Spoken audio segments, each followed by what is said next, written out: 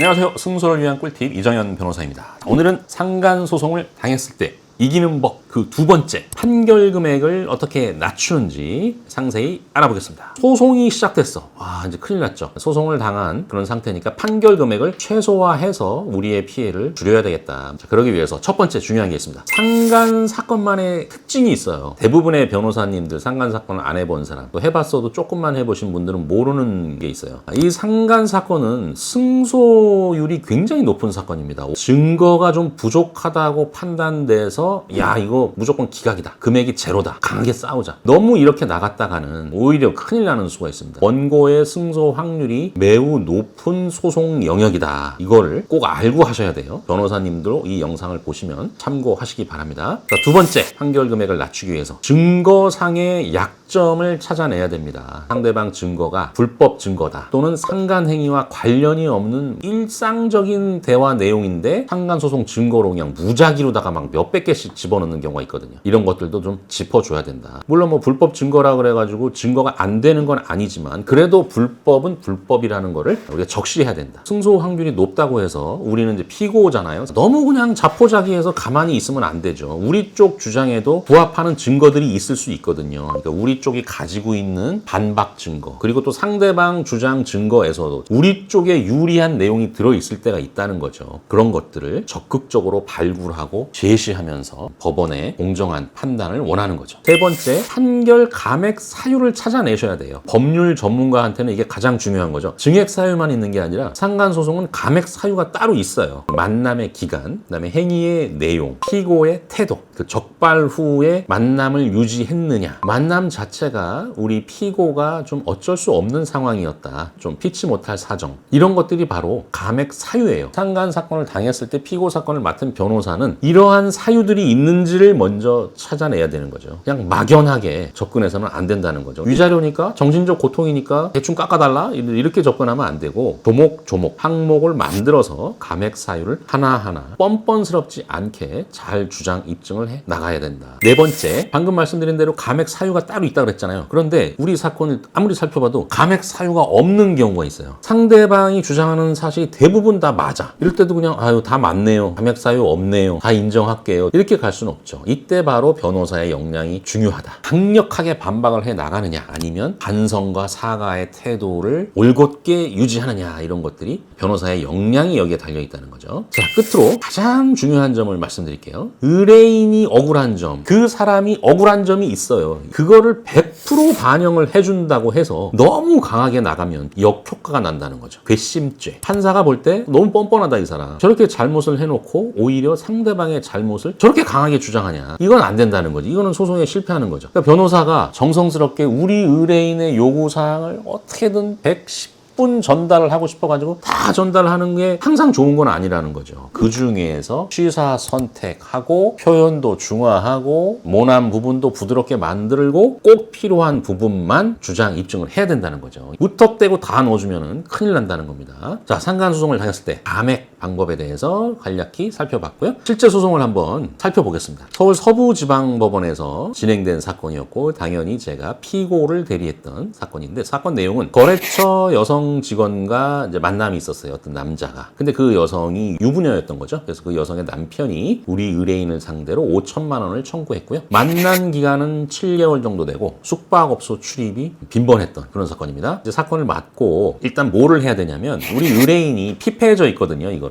위협도 당하고 막 굉장히 힘들어요. 소송을 당하면 의뢰인한테 가장 편안한 상태를 유지해 줘야 되는 거죠. 그러니까 일체 걱정 없이 제가 소송을 진행하고 우리 의뢰인은 저에게 보고만 받는 식으로 카카오톡으로 사건 진행 상황, 그 다음에 무슨 서면이 들어왔고 우리 서면은 이러이러하니 한번 읽어보시라 해가지고 우리 의뢰인은 저에게 보고만 받고 중요한 결정만 내려주고 또 저의 의견을 충분히 들을 수 있게 보고 체제를 갖춰주니까 의뢰인의 걱정과 스트레스가 확 줄어들게 되죠. 그런 그 진행 시스템을 잘 만들어놔야 됩니다. 그래야 지치질 않죠. 사건 내용도 충분히 공유하고 의논도 충분히. 자, 그런 다음에 사건 내용을 보아하니 증거가 대부분 카톡 캡처였어요. 근데 이건 이제 불법 증거죠. 물론 증거로서는 인정되지만 불법 증거입니다. 그렇지만 그 카톡 내용의 시기, 내용이 좀 모호한 점이 발견이 돼요. 그래서 그런 부분들을 부드럽게 완곡하게 잘 지적을 했고요. 감액 요소를 찾아냈죠. 적발당한 후에 바로 관계를 종료했다는 점. 이 점을 적극적으로 호소했습니다. 그 다음에 원고가 소송하기 전에 굉장히 심한 욕설과 조롱을 수차례 했어요. 그런 점도 입증해서 최종 손해배상금은 이제 2천만 원 이하로 이제 감액이 돼서 굉장히 금액도 괜찮았고 또 의뢰인의 스트레스를 현저히 줄인 상태로 소송이 빠르게 종결이 된 좋은 결과였다. 이 사건에서 알아두실 점. 상간소송을 당했을 때 무턱대고 그냥 당신 혼인관계에 파탄 나 있었잖아 이런 주장하시는 분들이 있는데 너무 근거 없이 그렇게 강하게 파고들면 역효과 날 수 있습니다. 그 다음에 소송 과정을 너무 오래 끌고 가면 안 돼요. 스트레스 기간이 너무 길어지거든요. 생업에 종사할 수가 없어요. 소송 기간을 최대한 줄여야 된다. 마지막으로 의뢰인한테 모든 걸 맡겨서는 안 돼요. 변호사가 주도적으로 판단하고 법정에 출석하는 것도 변호사가 주로 출석을 하고요. 서류를 준비하는 것도 대부분 변호사가 맡아서 처리함으로써 의뢰인한테 너무 많은 부담을 줘서는 안 된다. 이러한 점이 꿀팁이 되겠습니다. 두 번째 사건도 간단히 보겠습니다. 수원지방법원 2026년 사건인데요. 운동동호회에서 남자를 만났습니다. 성관계도 있었고 신체 사진을 서로 이제 주고받은 경우였죠. 이 경우는 또 적발 후에 이 사건을 또 어떻게 처리할지 또 그 남자하고 계속 의논을 하기 위해서 연락을 끊지를 않았습니다. 결국 적발 후에 별다른 협상 과정 없이 바로 소장이 날라버렸어요. 3,100만 원이 청구가 됐는데 어떻게 진행을 했느냐. 만난 기간이 좀 긴데 실제 성관계는 몇 번 안 된다. 요거를 잘 입증을 해야 됩니다. 상대 남자가 또 결거가 길고 거의 이혼이야. 나 서류만 남았어. 서류 정리만 하면 끝나. 이제 이렇게 얘기를 한 거예요. 만나는 과정에서. 실제인지 아닌지는 모르지만 남자가 그렇게 얘기를 하면서 여자한테 접근을 한 거예요. 그러한 점도 우리가 밝힐 필요가 있는 거죠. 속은 거죠. 쉽게 말하면 우리 의뢰인도. 그리고